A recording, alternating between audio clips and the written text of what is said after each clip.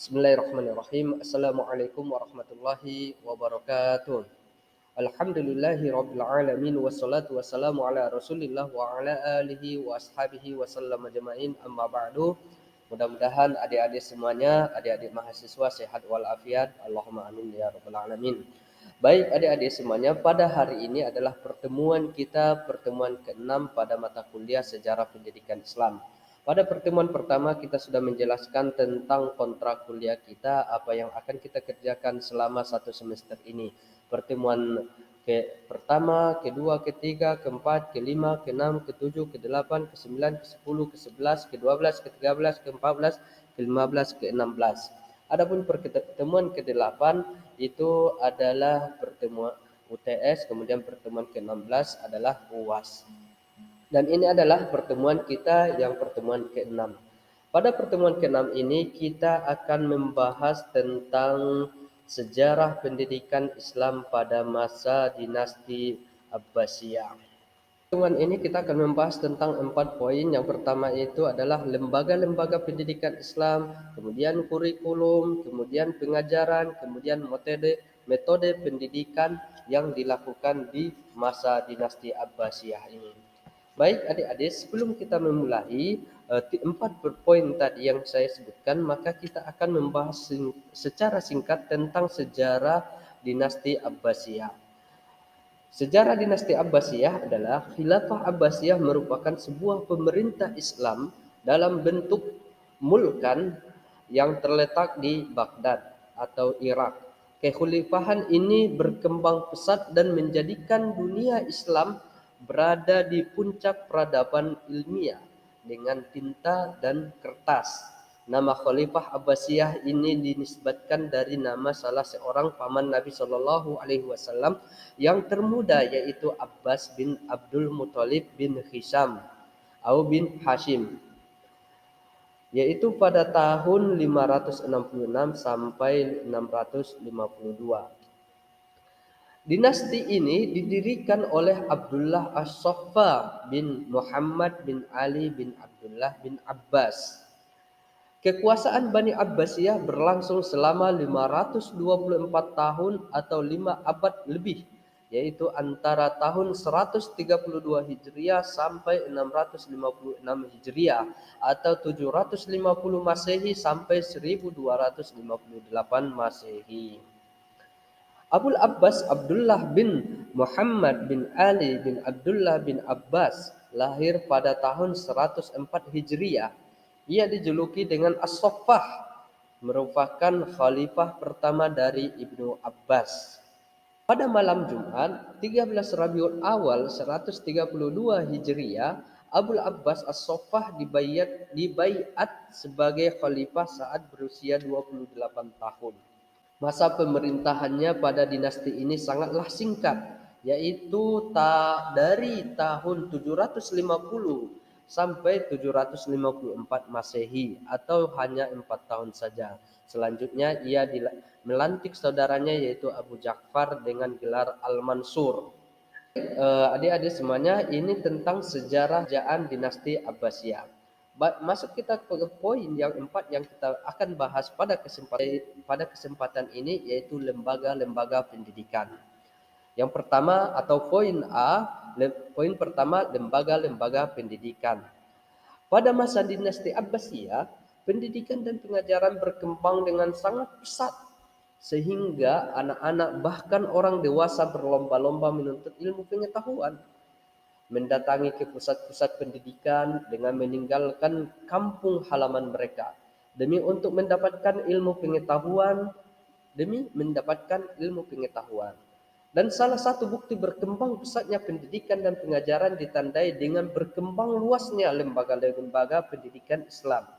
Di antaranya, di lembaga-lembaga pendidikan Islam yang didirikan pada masa dinasti Abbasiyah adalah sebagai berikut. Yang pertama, kutab atau maktab. Kutab atau maktab diambil dari kata kataba yang berarti menulis atau tempat menulis.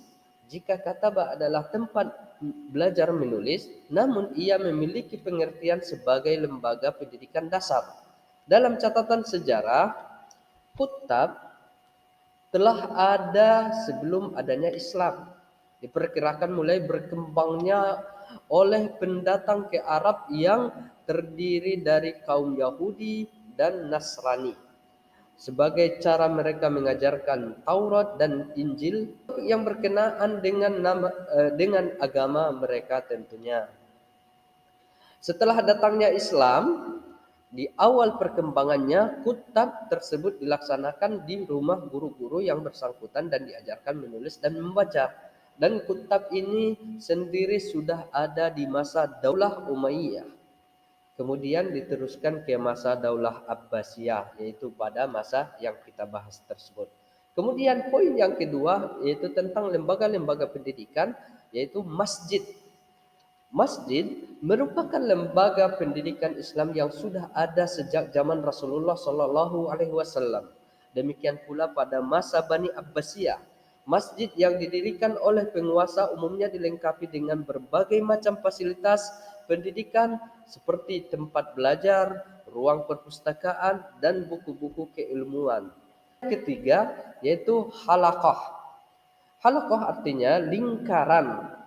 Halaqah merupakan lembaga pendidikan Islam setingkat dengan pendidikan tingkat lanjut atau kolek. Sistem ini merupakan gambaran dari murid-murid yang berkumpul untuk belajar pada masa itu. Guru biasanya duduk di atas lantai sambil menerangkan, membaca karangannya, atau mengomentari orang lain terhadap suatu karya pemikiran. Murid-muridnya akan mendengarkan penjelasan guru dengan duduk di atas lantai yang melingkar gurunya. Kegiatan halaqah ini bisa diadakan di masjid atau di rumah-rumah. Kegiatan di halaqah ini tidak dikhususkan untuk mengajarkan atau mendiskusikan ilmu agama saja, tetapi juga ilmu pengetahuan umum termasuk filsafat. Oleh karena itu, halaqah ini tergolong ke dalam lembaga pendidikan yang terbuka terhadap ilmu pengetahuan umum. Kemudian lembaga pendidikan yang keempat yaitu pendidikan rendah di istana atau disebut juga kurhur. Adanya pendidikan rendah di istana ini didasarkan atas pemikiran bahwa pendidikan itu harus bersifat menyiapkan anak didik agar mampu melaksanakan tugas-tugasnya setelah dia dewasa sebagai pengganti mereka kelak. Oleh karena itu, para khalifah dan keluarganya serta pembesar lainnya sengaja memanggil guru-guru khusus ke istana untuk mengajar dan memberikan pendidikan kepada anak-anak mereka. Pendidikan anak di istana berbeda dengan pendidikan anak-anak di kutab. Pada umumnya, di istana orang tua muridlah yang membuat rencana pembelajaran sesuai tujuan dan tanggung jawab yang akan dipikul oleh anak-anak mereka. Yang kelima yaitu toko-toko buku atau al-Khawarij al-Warokin. Toko-toko buku muncul sejak berdirinya kerajaan Bani Abbasi. Selama masa kerajaannya, toko-toko buku berkembang pesat dengan pesatnya perkembangan ilmu pengetahuan. Kemudian menyebar ke seluruh dunia Islam. Yang keenam, yaitu perpustakaan atau al-maktabah. Usaha yang dilakukan agar ilmu pengetahuan terus berkembang pada masa Abbasiyah ialah dengan didirikannya perpustakaan. Salah satu perpustakaan yang sangat terkenal pada saat itu ialah Baitul Hikmah yang didirikan oleh Harun ar-Rasyid. Yang ketujuh, lembaga ketujuh yaitu Majelis atau Salon Kesusastraan atau As-Salunat Al-Adabiyah.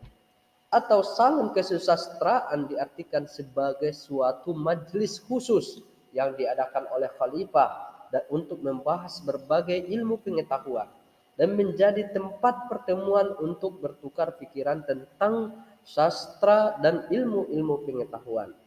Sebenarnya majelis ini sudah ada sejak zaman Khulafaur Rasyidin dan diadakan di masjid-masjid. Yang kedelapan yaitu lembaga-lembaga pendidikan, yaitu rumah-rumah para ulama atau Baitul al-Ulama.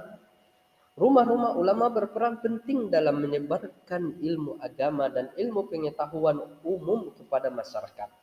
Yang kesembilan yaitu rumah sakit dan observatorium atau al-Bimaristan. Observatorium ini sering diadakan kajian-kajian terhadap ilmu pengetahuan dan filsafat Yunani. Para ilmuwan melakukan pengamatan dan riset di observatorium tersebut. Yang ke-10, Badiah. atau padang pasir atau dusun tempat tinggal Badui. Badiah adalah dusun-dusun tempat tinggal orang Arab yang tetap mempertahankan keaslian dan kemurnian bahasa Arab. Bahkan mereka sangat memperhatikan kefasihan berbahasa dengan memelihara kaedah-kaedah bahasanya. Badiah tersebut menjadi sumber ilmu pengetahuan terutama bahasa dan sastra Arab yang berfungsi sebagai lembaga pendidikan Islam. Yang ke-11, Khan. Khan berfungsi sebagai asrama untuk para pelajar yang hendak mempelajari ilmu pengetahuan. Yang ke-12 yaitu ribat atau khanikah. Ribat adalah tempat belajar khusus yang dibangun pemerintah. Pada asalnya, ribat adalah kampung tempat tentara yang dibangun di perbatasan negeri untuk mempertahankan negara dari serangan musuh.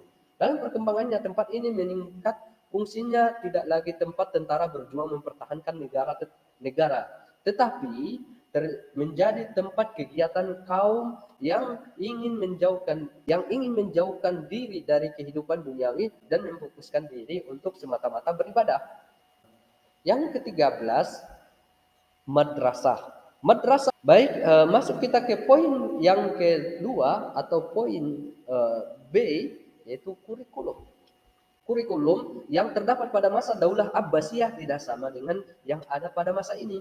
Kurikulum pada masa itu hanya menyajikan satu mata pelajaran yang harus ditempuh oleh siswa dalam jangka waktu tertentu. Sesudah satu materi telah selesai, maka baru diperbolehkan untuk melanjutkan ke materi yang lebih tinggi. Untuk materi yang lebih tinggi, siswa bebas memilih bidang studi yang ingin didalaminya. Jika ia ingin fikih, maka ia belajar kepada ulama ahli fikih. Jika ia ingin melanjutkan pembelajaran hadis, maka datang ke guru yang ahli hadis. Demikian juga dengan ilmu-ilmu lainnya. Jika seorang ingin berpengetahuan luas, tentu saja tidak mencukupkan dengan satu ilmu yang dipelajarinya, melainkan dari banyak ilmu pengetahuan harus ia selami. Kurikulum pendidikan Islam di masa Abbasiyah terbagi atas 3 kegiatan, yaitu tingkat sekolah rendah yaitu Al-Kuttab, kemudian yang kedua tingkat menengah, yang ketiga tingkat perguruan tinggi. Baik, kita akan masuk kepada poin ketiga, yaitu pengajar.